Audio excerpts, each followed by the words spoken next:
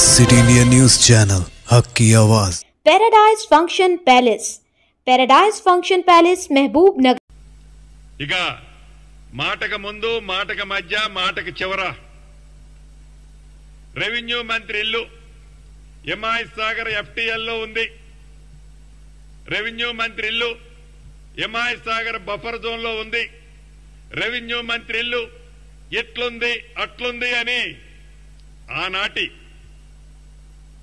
ఎంఐయుడి minister గారు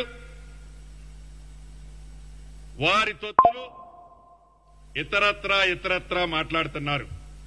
నేను ఈ వేదిక ద్వారా ఒకటే ఛాలెంజ్ ఇస్తున్నాను.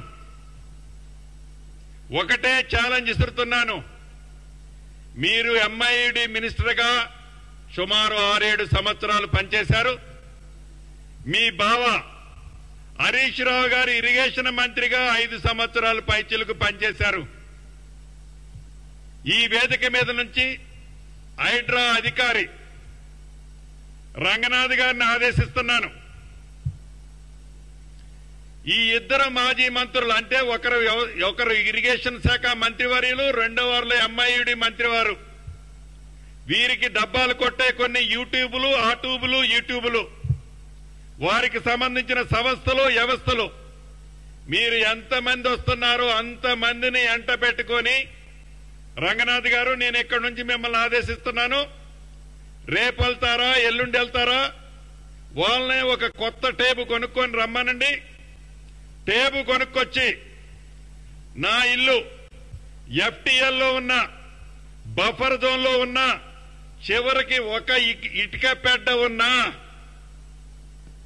ఎమ్మటే పడగొట్టండి. ఇల్లు మొత్తం దాంట్లో ఉంటే ఇల్లు మొత్తం పడగొట్టండి. This is my challenge, Ponguleti challenge. మాజీ మంత్రివర్లు ఈనాడు ప్రధాన ప్రతిపక్షం అని చెప్పుకునే వాళ్ళకి ఇక్కడ నుంచి ఛాలెంజ్ చేస్తున్నా. ఒక్క ఇటుక